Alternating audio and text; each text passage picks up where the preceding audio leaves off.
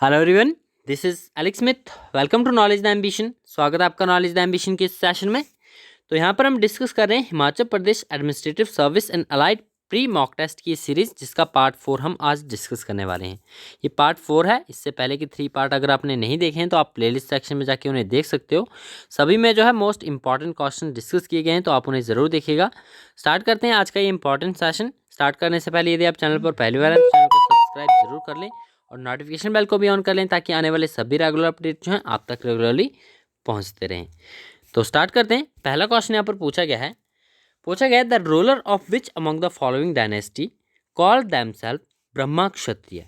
निम्नलिखित में से किस डायनेस्टी के रूलर जो थे वो खुद को ब्रह्मा क्षत्रिय कहते थे? आपके ऑप्शन हैं यहाँ पर पाल, सेन, प्रतिहार या फिर चहामनाज। इस क्वेश्चन का राइट आंसर आपका option number B, Sen. Sen dynasty के जो रूलर थे वो खुद को ब्रह्म क्षत्रिय कहते थे।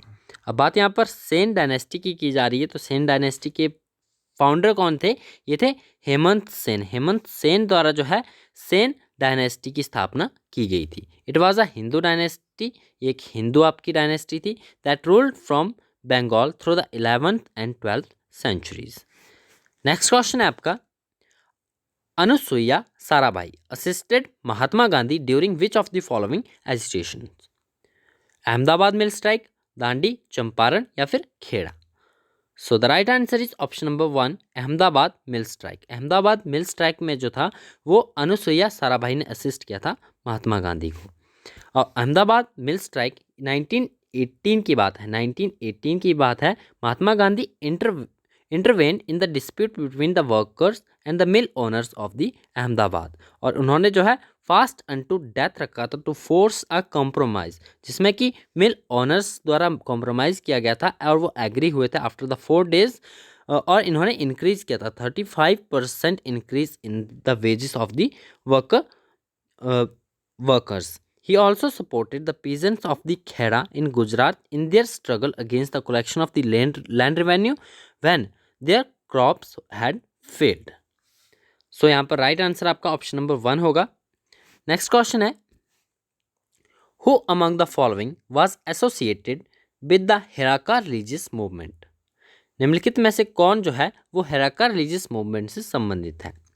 सो इसका राइट आंसर आपका ऑप्शन नंबर 1, रानी गाई दीनलियो। तो ऑप्शन नंबर 1 इसका राइट आंसर है। इनके बारे में यहाँ पर कुछ एक डिटेल्स है जिन्हें मैं आपको बता देता हूँ।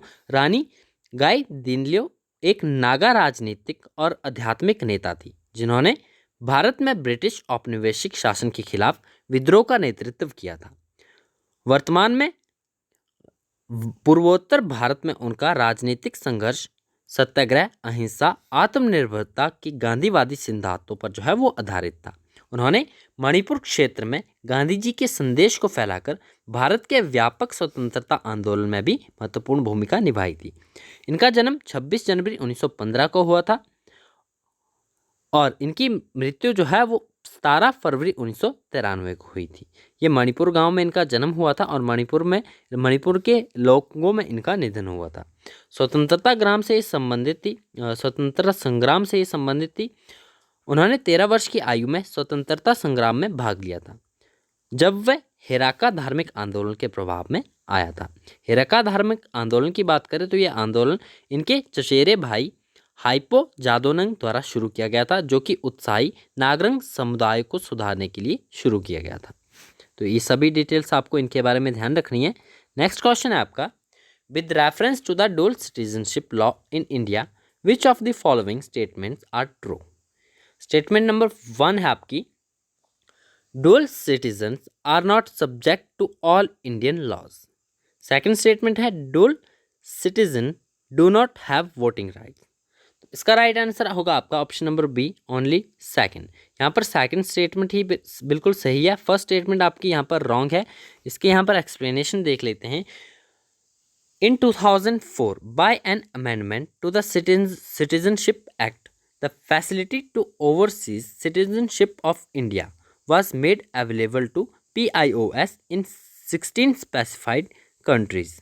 अब ये दोहरी नागरिकता की बात करें तो it is subject to all Indian laws, जिसमें कि आपकी पहली स्टेटमेंट रॉन्ग हो जाती है एंड सेकंड स्टेटमेंट यहाँ पर राइट होती है because it do not have voting rights, जो आपके जिनके पास भी दोहरी नागरिकता होगी उनको जो है वोटिंग राइट्स नहीं होते हैं। Neither can they be elected in the public office nor are they eligible for the defence jobs.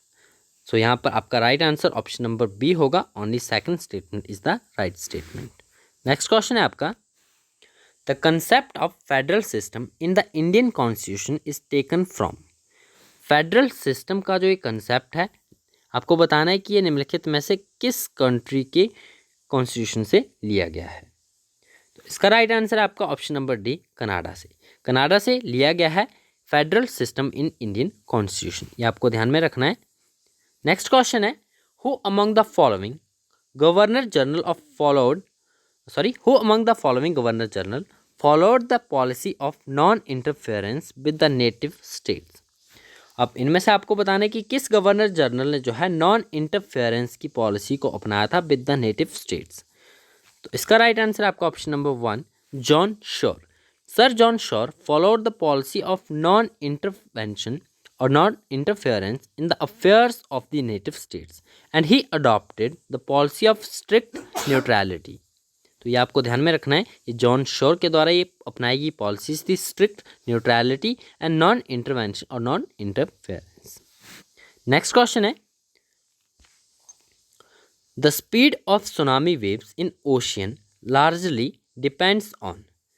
जो आपकी स्पीड ऑफ सुनामी वेव्स की जो स्पीड होती है निम्नलिखित में से किसके ऊपर डिपेंड करती है। तो इस क्वेश्चन का राइट आंसर आपका option number 1, ocean depth. Mainly ये ओशियन डेप्थ समुद्र की गहराई के ऊपर डिपेंड करती है जो भी आपकी सुनामी वेव्स की स्पीड होती है। Tsunami are the giant waves caused by the earthquakes or the volcanic eruptions under the sea out in the depth of the ocean. Tsunami waves do not dramatically increase in height, but as the waves travel inland, they build up to higher and higher heights as the depth of the ocean decreases. तो जिस प्रकार से आपकी ocean की depth decrease होती है उसी प्रकार से जो है इनकी जो स्पीड है वो हायर लेवल पर बढ़ती जाती है। It depends on the ocean depth rather than the distance from the source of the wave. Tsunami waves may travel as fast as jet planes over the deep waters, only slowing down when reaching shallow waters.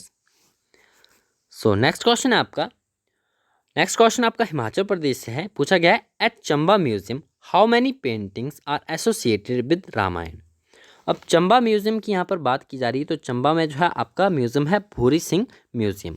Bhuri Singh museum कहाँ पर स्थित है आपको पता होना चाहिए, Chamba district में स्थित है। आपको इसी प्रकार से क्वेश्चन पूछा गया है कि चंबा म्यूजियम में जो है कितनी पेंटिंग्स जो है वो रामायण के साथ संबंधित है। तो इस क्वेश्चन का राइट आंसर आपका ऑप्शन नंबर 3, 84। कुल जो है 84 पेंटिंग्स जो कि चंबा भूरी सिंह म्यूजियम में रखी गई हैं वो रामायण से संबंधित है। नेक्स्ट क्वेश्चन है, the people in Hangrang valley mostly follow. तो हांगरांग वैली के जो लोग हैं वो निम्नलिखित में से मोस्टली क्या फॉलो करते हैं, महायान, हीनयान, एनिमिज्म, मिस्टिज्म। तो फर्स्ट ऑफ ऑल आपको पता होना चाहिए हांगरांग वैली कहाँ पर स्थित है, तो ये स्थित है किन्नौर डिस्ट्रिक्ट में। ये आपको ध्यान में रखना, हांगरांग वैली किन्नौर डिस्ट्रिक्ट में स्थित है और वहाँ के जो लोग हैं वो मोस्टली फॉलो करते हैं महायान को। ऑप्शन नंबर 1 इसका राइट आंसर है।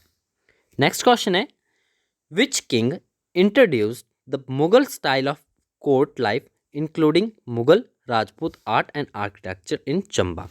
तो यहाँ पर फिर से आपको चंबा डिस्ट्रिक्ट की बात की जा रही है। आपको बताना है कि चंबा डिस्ट्रिक्ट के किस राजा ने, जो चंबा रियासत थी इसके किस राजा ने जो है इंट्रोड्यूस किया था Mughal style of court life with Mughal Rajput art and architecture. आपके ऑप्शन यहाँ पर चतर सिंह, पृथ्वी सिंह, जनार्दन सिंह या फिर श्री सिंह। तो इस क्वेश्चन का राइट आंसर आपका option number B, Prithvi Singh. Prithvi Singh ने जो है इंट्रोड्यूस किया था Mughal style of court life with including Mughal Rajput art and architecture इन चंबा। तो ऑप्शन नंबर बी इसका राइट आंसर हो जाएगा।